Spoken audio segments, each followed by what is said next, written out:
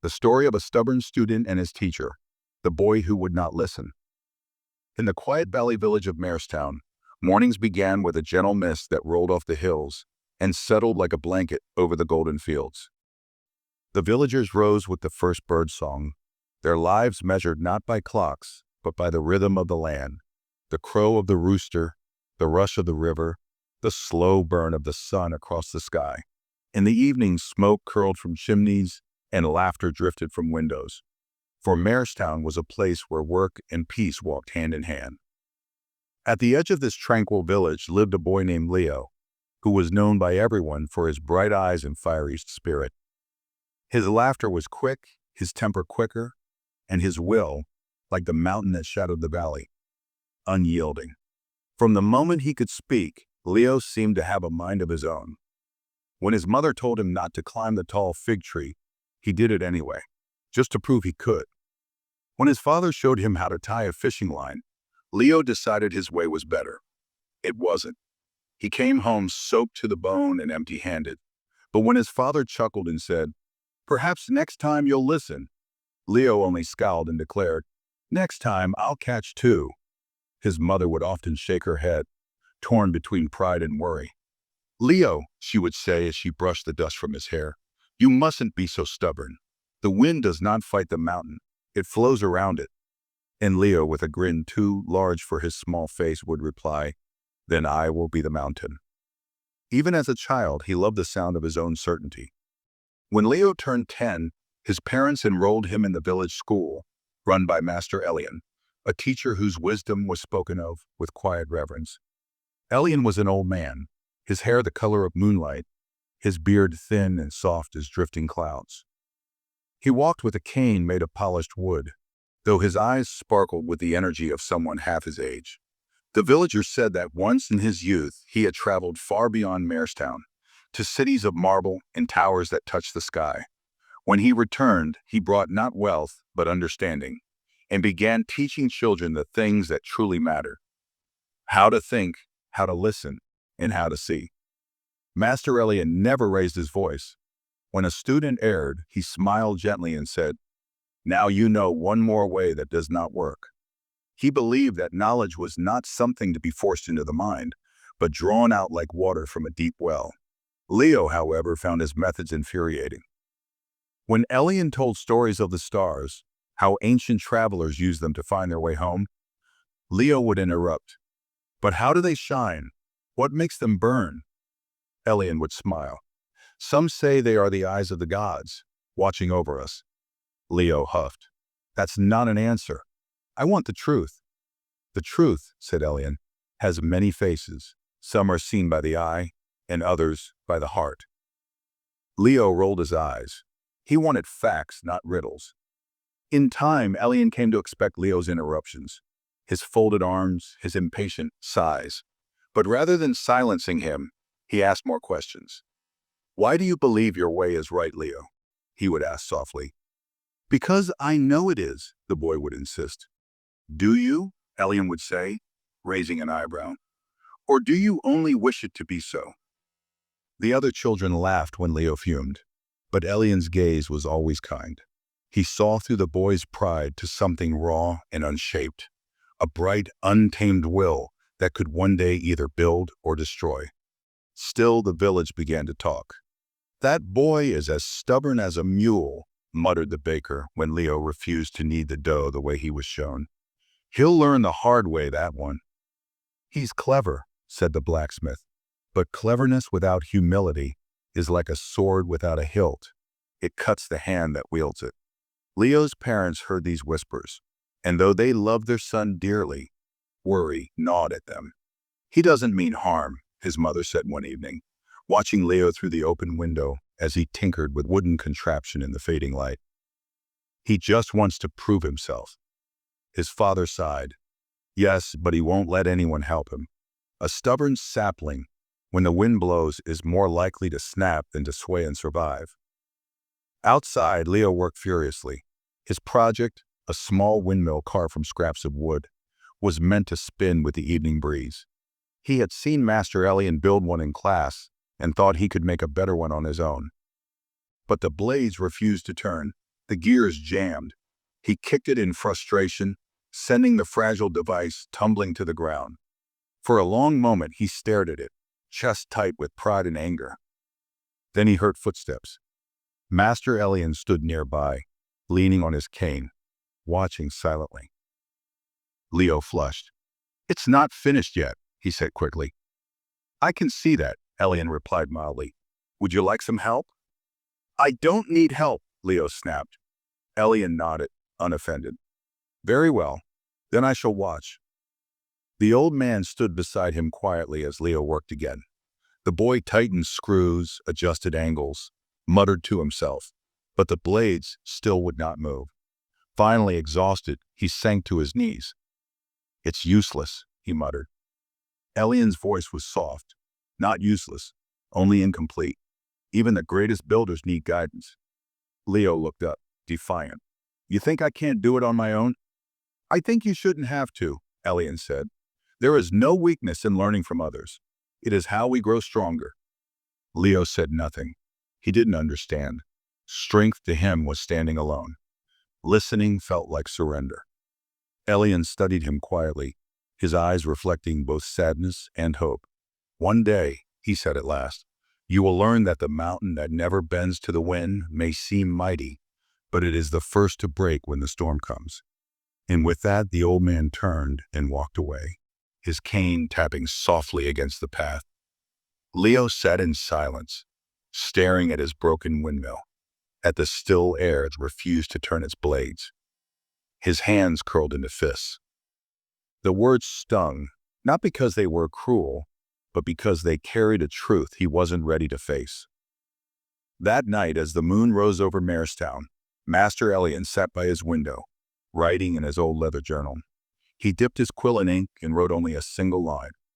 "The boy burns with pride, but pride is only fire without purpose until it learns to light and not destroy."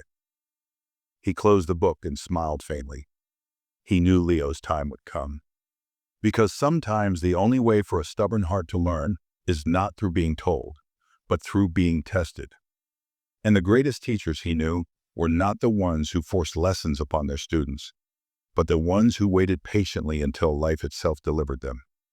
So Master Elian waited, like the river that flows until it wears down the hardest stone, certain that one day the boy would understand that listening is not the act of yielding, but the beginning of true strength. The lesson begins. Spring came softly to Marestown, carried on a breeze scented with jasmine and wild mint. The hills were washed in 1,000 shades of green, and the river, freed from the grip of winter, sang as it danced over the stones. Everywhere life was waking, new leaves unfurling, birds returning, the air trembling with renewal. Master Elian loved this season most of all. He said that spring was the earth's way of teaching patience, how even after the longest frost, life finds a way to return. And so it was in this season of rebirth that he chose to teach a lesson that would stay with his students for the rest of their lives, especially one boy in particular. That afternoon, the school's garden glowed under the golden sun. The garden was a peaceful place, enclosed by low stone walls and filled with the gentle hum of bees and the laughter of children. Rows of herbs lined the paths, rosemary, thyme, and sage, and between them grew clusters of marigolds and lilies, their petals swaying in rhythm with the breeze. In one corner, a fig tree stretched its arms toward the sky, its trunk carved with initials of students long gone. Master Elian entered the garden carrying 2 clay pots. The students fell silent, curious. He rarely carried things himself. His cane usually bore the weight of both body and purpose. Today, though, he walked with deliberate care, as if the pots held something sacred. He placed them on the table at the center of the garden. In one pot, a young oak sapling stood straight and proud, its tiny branches stiff, its roots firmly gripping the soil. In the other grew a slender bamboo shoot, its green stalk swaying gracefully, bowing with each breath of wind yet never falling. Master Elian looked around at his students, his eyes kind but unreadable. "Today," he said, "we will learn about strength." A murmur ran through the group. "Strength?" whispered Mira, one of the smaller students. "Isn't that something for warriors?" Or farmers, another boy added, flexing his skinny arms and earning a few giggles. But Leo didn't laugh. He straightened his back and folded his arms, a confident smirk on his face. Strength? That was something he understood better than anyone. He was the fastest runner, the best climber, the boy who once carried 2 buckets of water when others struggled with one. Strength to him was about standing tall, about being unyielding, about never letting anything or anyone bend him. Master Elian's eyes, however, lingered on Leo's proud posture. Strength takes many forms, he said softly. Let us see which one endures. He turned to the boy. Leo, come forward. The class looked at one another knowingly. Of course it would be Leo. It was always Leo when there was a challenge, and he never hesitated. He stepped forward with a grin. What do you want me to do, master? Elian gestured to the first pot. Take this oak and try to bend it. Leo's smile widened. That's easy. He gripped the young oak trunk between his palms and pushed. The wood resisted slightly, but he was strong, and his confidence grew. He pushed harder, his knuckles whitening. The sapling gave only a little. His grin faded. He tightened his grip, his muscles straining. The oak would not yield. Careful, Leo, Master Elian said quietly, though he made no move to stop him. Shit. But Leo only gritted his teeth. He would not give up in front of everyone. The oak would bend. He'd make it bend.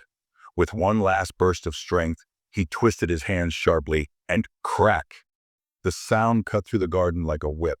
The top half of the oak snapped clean off, the bright green leaves fluttering to the ground like wounded birds. The other students gasped. Even the wind seemed to pause. Leo froze, his heart thudding in his chest. He stared at the broken sapling in disbelief, then quickly straightened, forcing a laugh. It was weak, he said. Too dry, maybe. Master Elian said nothing. He only regarded Leo with a calm, almost tender gaze, the kind that saw deeper than words could reach. After a long silence, he turned to the second pot and lifted it carefully. Now, he said, try this one. Leo frowned. The thin stalk of bamboo didn't look impressive at all. It was smaller, lighter, and far less solid than the oak. This one will be easy, he muttered, eager to reclaim his pride. He pressed his hands against the bamboo and pushed downward. To his surprise, it bent easily, bowing almost to the soil.